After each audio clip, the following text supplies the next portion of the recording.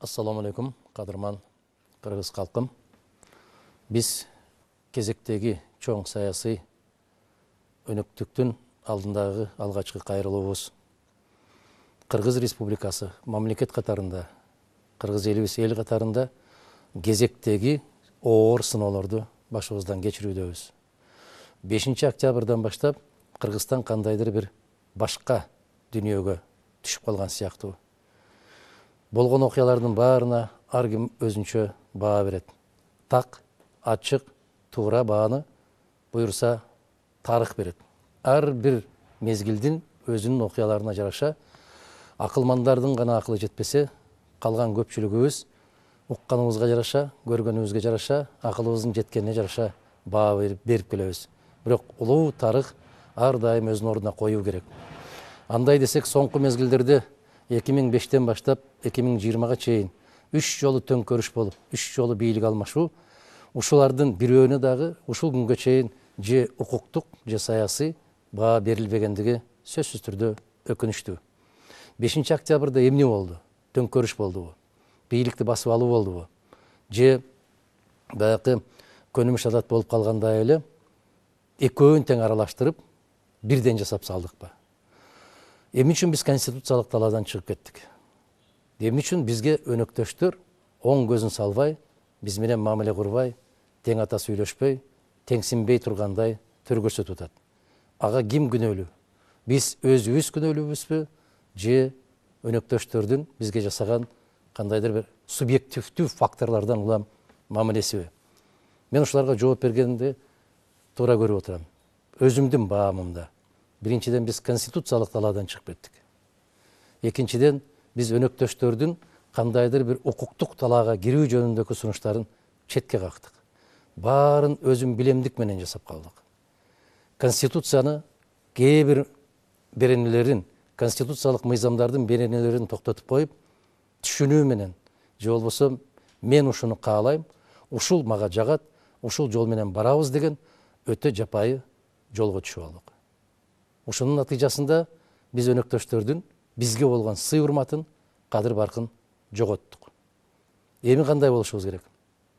Конституцияны четке түртүп коюп, 2010 жылы дал ушундай окуялар болгон. Бардык мыйзамдардын жүрүшүн токтотуп, биз өзүбүз гана билебиз дегендин кесепетинен 2020 жылдагы алишемдикке жетип келдик. Эсиңиздерде болсо 2010 жылкы декреттерден улам, шашылыш түрдө кабыл алынган конституциядан улам мен өз баамды бердим эле. Бул конституция Кыргызстанды туңгуюкка алып барат деп. Аны тарых далилдеди, көрсөттү.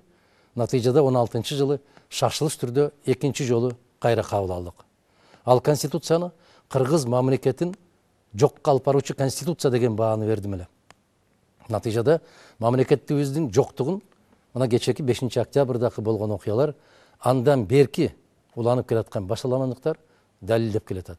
Бир да мыйзам иштебейт, мыйзам эмес, конституция да иштебейт. Жогорку кеңешке шайлоолор бир кишинин каалоосу менен токтоду да, кан буугандай буулуп, кайра шайлоо, президенттик шайлоо бүтмөйүнчө жогорку кеңешке шайлоону өткөрбөйбүз деген чечим менен жашап келатабыз. Эгер биз ушундай түшүнүктөр менен жашасак, бизди өнөктөштөр түшүнөбү? Жок. Сыйлайбы? Жок. Биз менен эсептешеби? Жок. Дагы бир жолу жок. Ар кандай өлкө болбосун, кичүү болобу, чоң болобу, мыйзамдын талаасында гана иш алып барган өлкөлөрдүн сый урматына ээ болот. Биз эл менен жүрүп, сүйлөшүп, алардын суроолоруна жооп бергибиз келген. Мен биринчи жолу ушуумду касиеттүү ысык көлүбүздөн баштайбыз деген жакшы оюм бар эле. Бирок тилекке каршы мына ушунчалык жапайычылыктын чегине келдик. Биздин жигиттер Мадумаровдун штабын түзүп аткандар жалынып жалбарып менден суранышты. Бизде жаш азаматтар пайда болду дейт. Эгерде кимде ким бир жигиттен башка талапкерлерге чуркаганын көрсөк, барып үйүңөрдү өрттөйбүз деген коркутуулар менен жүрөт дейт. Азамат. Баракелди айланайын. Биз ушуну күттүк беле? Биз ушуну элдик бийлик деп эсептейбизби? Биз ушуну маданияттуу өлкө деп атай алабызбы? Тескерисинче, колдон келген бар нерсебизди дасторконубузга жайып жүргөн касиеттүү кыргыз калкы элек. Азыр сырттан бирөө келсе, муну жакында эле парламенттик шайлоодо өткөндө Каракулжа районунан кээ бир эсиргендер ушундай болуп чыкты эле. Биздин райондон сыртка бир да добуш чыкпайт деп. Натыйжа эмнеге алып келди, аны көрүп атасыздар. Эми бүтүндөй бир өрөөндү биздин Кыргызстандын көз жашындай болгон берметтүү ысык көлүбүздү мына дал ушундай ураандарды, чакырыктарды таштап койгондук бул жапайычылыктын жеткен чеги. Ошондуктан касиеттүү калкым, мен билем, Ысык көл областында дагы, башка областтарда дагы миңдеген адамдар бизди колдойт, биз тарап болушат. Бирок мага сиздердин үйүңүздөр эле эмес, чымчыктын салып койгон уясы да кымбат. Мен чымчыктын уясынын дагы бузулушун да, күйүүсүн да каалабайм. Ошондуктан туура түшүнүү менен мамиле жасап, жолукпасак дагы сиздердин тынчтыгыңыздар, амандыгыңыздар, элибиздин биримдиги ар кандай кызматтан жогору турат, андан бийик турат. Биз кээ бир сабатсыз түркөйлөргө өчөшүп, кийимибизди отко ыргытпайбыз. Аман болсо, жакшылык болсо, Кудай кааласа, биз сиздер менен жолугушуп келгенбиз, жолугушуп турабыз, мындан ары карай жолугуша беребиз. Урматтуу кыргызстандыктар, соңку мезгилдеки Конституциянын тегерегиндеги болуп аткан ойлордун баарын билип атасыздар, мыйзамсыз. Мен өзүмдүн программама киргизип отурам. Жараткандын буйругу болуп, калдайган калктын колдоосу болуп, биз жеңишке жетишип калсак, 6 октябрдан берки Конституцияга каршы келген мыйзамсыз бардык чечимдердин баарын токтотуп, жокко чыгарабыз. Биз мыйзам талаасына киребиз. Биз менен өнөктөш болгон өлкөлөрдүн кадыр баркына, сыйлоосуна, урматтоосуна ээ болобуз. Мындан чыгуунун жолу барбы? Бар. Ал эмне? Ал мыйзам талаасы.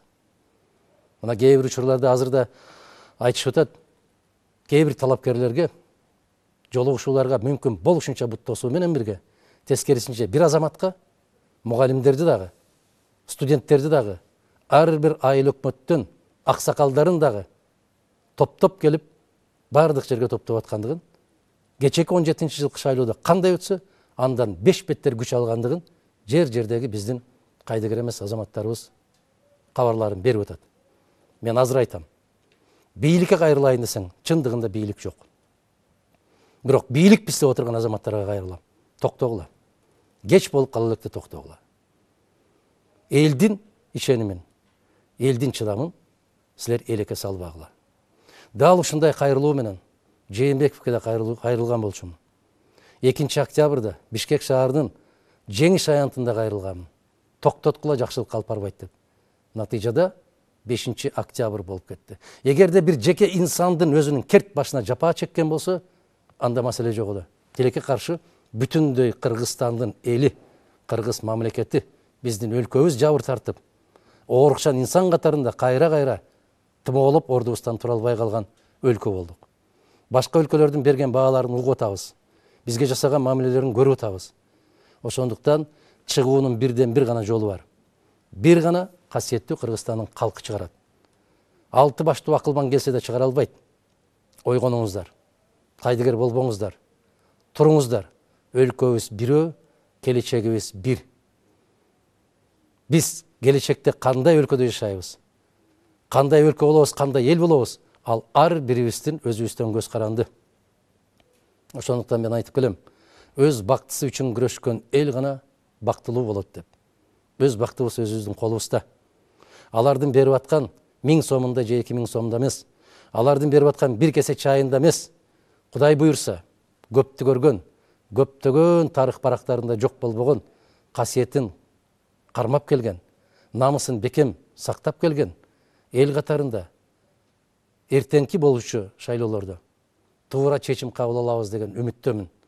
Жараткан жар болсун, өлкөбүзгө биримдик болсун, элибиз аман, жерибиз бүтүн, асманыбыз ачык, келечегибиз кең болуп, өзгөлөргө тең болуп жашаган күндөрдү насип этсин.